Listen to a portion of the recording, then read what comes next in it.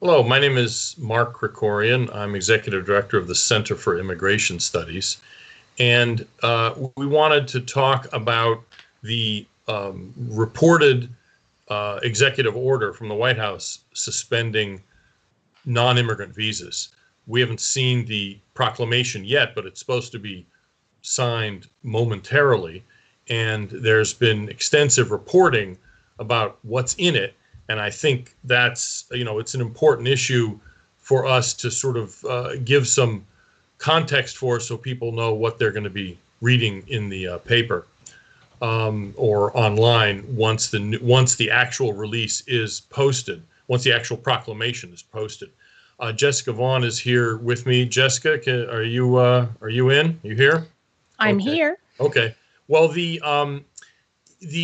obviously the context is massive unemployment. In May, unemployment actually did go down a little bit from April, which is encouraging, but it's still extremely high. I mean, multiples, unemployment for natives and immigrants is much, much higher than it was before the virus shutdown happened. And so the question is it really advisable to be admitting large numbers of foreign workers into this kind of environment? That's what the administration responded to initially in April with a proclamation that limited a small portion of green card holders, in other words, permanent immigrants. What they're supposed to be doing today, as has been reported in the media, is extending that proclamation, but then adding things, provisions about what are called non-immigrant visas. Non-immigrants doesn't mean people who were born here. Non-immigrants means foreigners who come here, but not on a green card, on some kind of temporary status. All the H-1Bs or tourists or foreign students, those are all considered non-immigrants. And this proclamation, the presidential proclamation they call it, limits certain of those that relate to work. Jessica, if you could tell us first a little bit about the green card part that's being extended. And the whole point is all of these changes are going to be running through the end of the year. Presumably they might or might not be extended then. So Jessica, if you could briefly tell us about why the green card extension is important, the suspension of the green card categories, and then we can talk about the non-immigrant work visa categories that are reportedly going to be suspended. Jessica? Sure, thanks. The extension of the suspension on certain green card categories is important. It covers a lot of the chain migration categories, including parents and the more extended family relatives. It covers people arriving on employment green cards from abroad, and it covers the visa lottery program, the diversity visa lottery. And all of those add up to about 25,000 new arrivals every month. So to have that extended is another 150,000 fewer people who are going to be arriving from abroad. But the categories are also important because the chain migration categories and the visa lottery categories are categories of immigrants that are not coming because of their skills. So it's a little bit complicated because of the way our legal system works. Some of those are going to be replaced by immigrants who are already here in jobs. But what this means is that the immediate flow of new green card holders, new immigrants, is going to be a bit more weighted toward those with skills than it would have been otherwise. And it's going to be people who are, on average, more self-sufficient. So that's a positive step for our immigration system, especially at this time of economic recovery, when we don't want to be admitting as many people as we have in the past who are potentially going to be working in the lower skilled jobs, be admitting people with less education. So that's a good thing that's going to go through the end of the year. Yeah, just to clarify your point here, the reason what you're talking about is going to happen is because half or more of each year's green card recipients are people who already live here on some other kind of visa. And so even though the suspension of those green card admissions from abroad isn't designed to reach that result, basically, almost by accident, the result will be a somewhat more skilled, higher average skill level among the people who get green cards for the rest of the year. Right. That's the effect of this Right. suspension because we can't. I mean, the our green cards are given out in certain numbers that are set by Congress each year, and the agencies try to work very hard to make sure that the total number that are allowed are actually going to be awarded, if at all possible. Right. Right. So now, what about the work visas, the so-called non-immigrant visas? The Washington Post is reporting that the freeze is going to apply to H-1B visas, H-4, which are the spouse's family of H-1Bs, and L visas, as well as most of the J and H-2B visas. So what's that mean? Well, that means that it's potentially about 400,000 visas that could be affected here.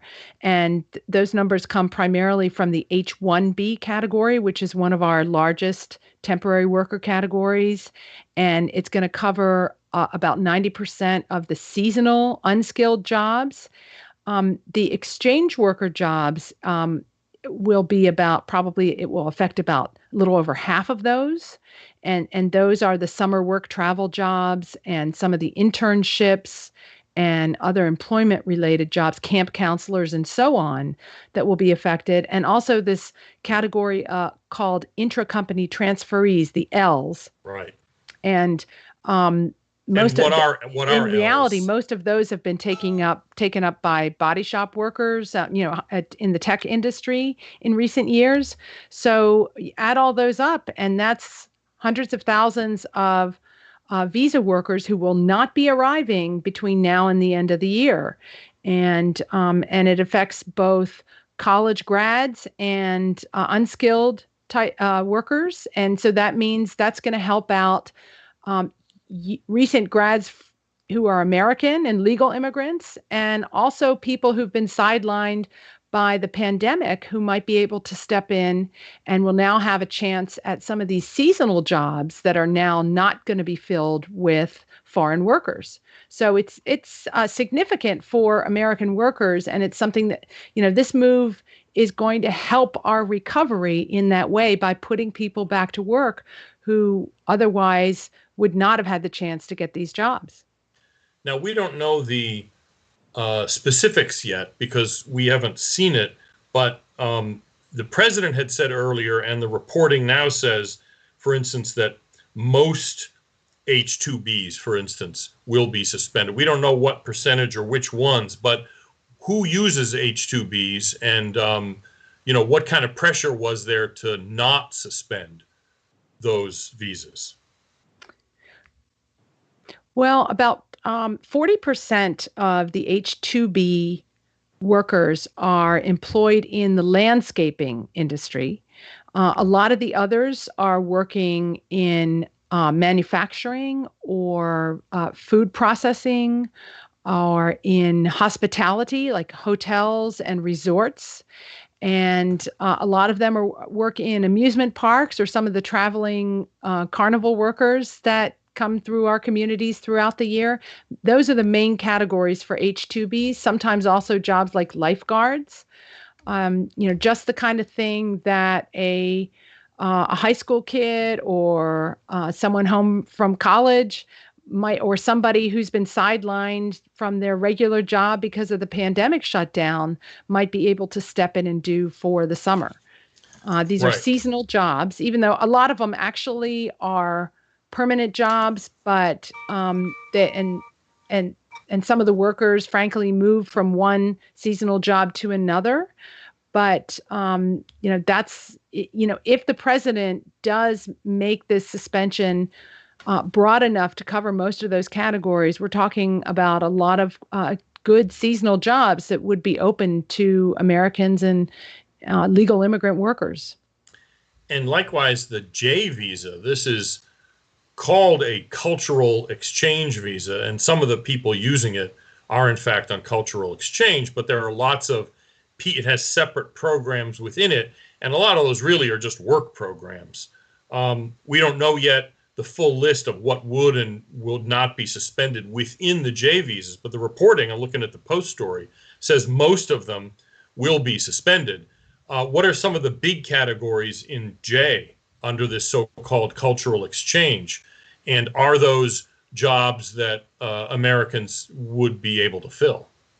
Well, we do have a table that shows exactly what some of these categories are. And maybe we could put up table number 3 shows those. And you can see that the largest category is the summer work travel program. And it seems logical. Down at the bottom there, right? Yes, right. That's more than 100,000 workers. Right. It seems logical that that's one of the ones that is most likely to be suspended because these are, we've now arrived at summer and the consulates abroad are already shut down because of the pandemic and travel is very difficult. So it seems likely that those would be suspended. The other summer jobs are camp counselors and those are the big categories.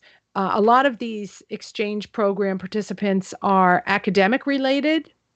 And those probably wouldn't start up until the fall anyway. So I think a suspension of these visas is almost certainly likely to cover the summer work travel and camp counselor. It's possible they could look at the au pair program, these are childcare workers. It's become controversial because of the pay rates in that program, and the fact that they don't make minimum wage. But yeah, this is a significant and frankly, a lot of these exchange workers overstay their visas. We found out through Department of Homeland Security statistics.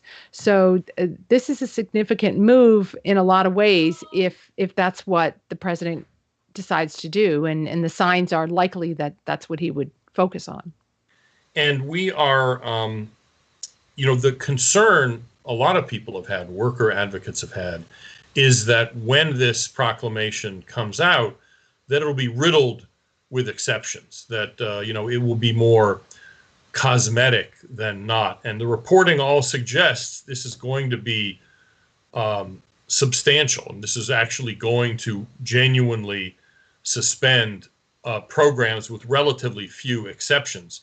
You have any thoughts on the pressure that either the pressure the White House was under or the conflict, maybe more accurately, the conflict within the White House about how much, how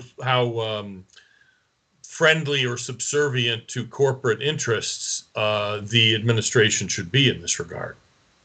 Well, every action that the president has contemplated has been the subject of a real tug of war between a couple of different factions that exist among the president's advisors.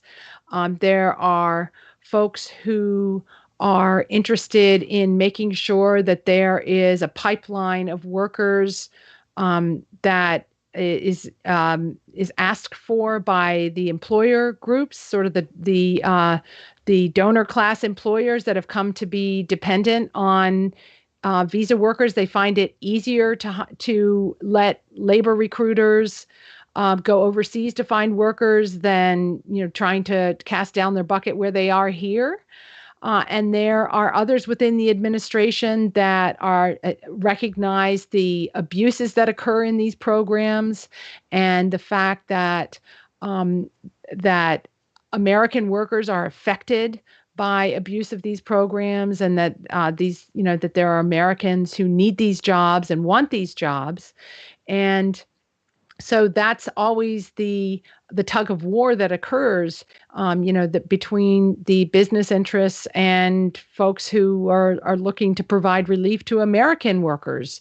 I have myself observed a pretty heated campaign on the part of the employers to actually say with a straight face that even now, with 40 million Americans, who filed for unemployment potentially, and our own research showing high unemployment numbers among both Americans and legal immigrants, that we need these workers now more than ever to help our economic recovery, and it just isn't credible at this point. That people understand that just doesn't make any sense.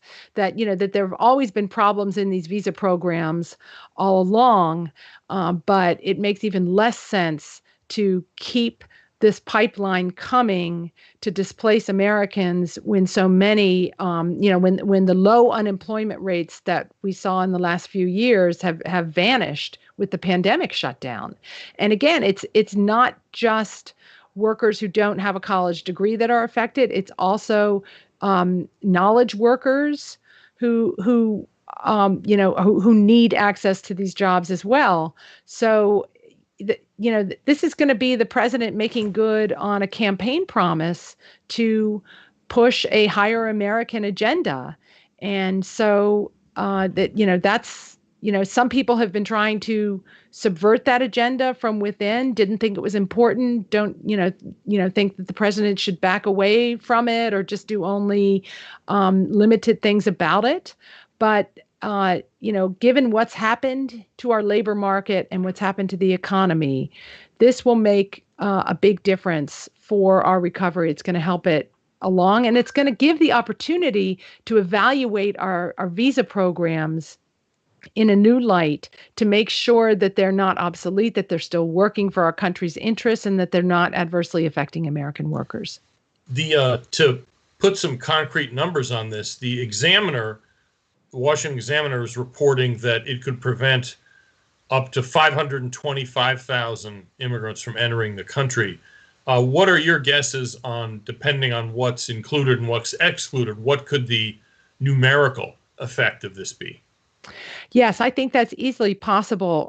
If we could put up the table 1, which shows all of the non-immigrant worker categories that were admitted in recent years, you can see that the categories of visas that reportedly are going to be covered under this extension of the executive action are, that one of the biggest categories is H-1B. In 2019, there were almost 190,000 new visas given in that category. And J is another big category, over 200,000. L is almost 77,000 workers. H-2B is 90-some thousand. So these are significant numbers. It's not all the categories that we think should be under consideration, but if this executive order turns out the way that the reporting is going, you can see that it would cover probably more than half of all annual non-immigrant worker admissions. And there's also been reporting, the Post reported that there are going to be some regulatory changes, in other words, separate from this proclamation, that will deal with, for instance, H-1Bs, the rules for H-1Bs.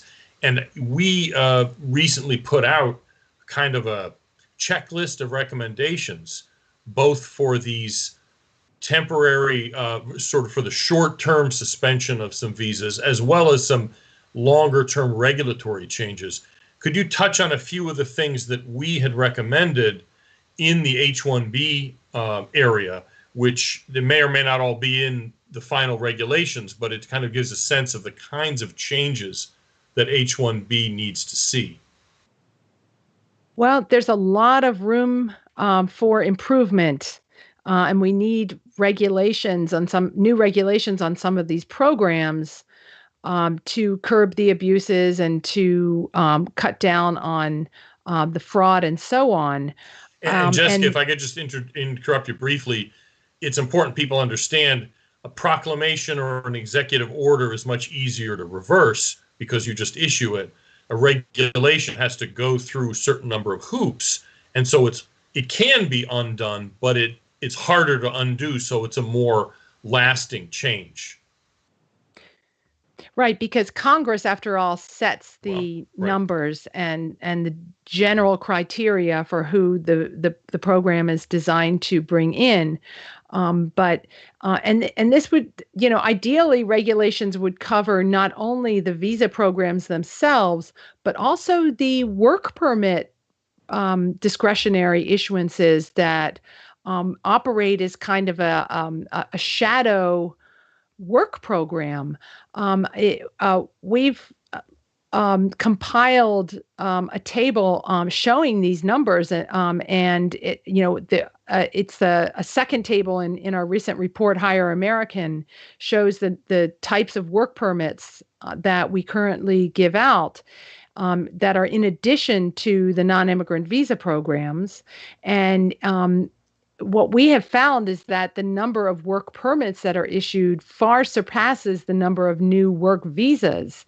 It's almost 2 million a year work permits that are given out. But ideally, for new regulations, what we recommended in our recent publication, Hire American, is that the president look at the H-1B and L programs to try to make sure that the workers who are being brought in on these visas are actually not undercutting the wages of Americans, that we try to make sure that they are not being brought in as entry level and trainees primarily, as is the case with most of them, that they actually are uniquely talented and therefore highly paid workers. We think a good proxy for determining how highly skilled a worker is how much they are paid and how much an employer is willing to pay to bring them into the country. And so our system for selecting these workers ought to be